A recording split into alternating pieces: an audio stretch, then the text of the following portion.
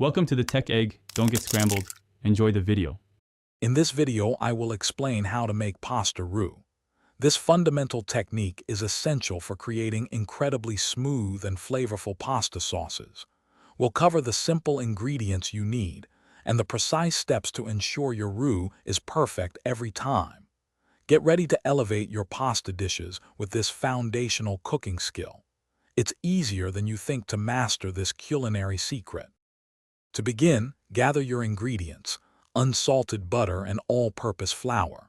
The key is to use equal parts of each by weight, not volume, for optimal results.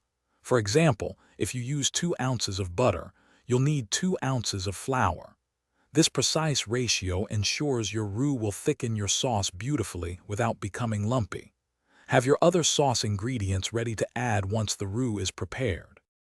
Start by melting your butter in a heavy-bottomed saucepan over medium-low heat. Once melted, gradually whisk in the flour until a smooth paste forms. Continue to cook this mixture, stirring constantly for about 2 to 3 minutes.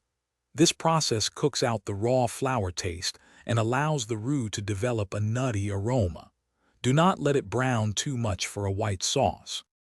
Now, slowly whisk in your chosen liquid, such as warm milk or broth, a little at a time, ensuring no lumps form.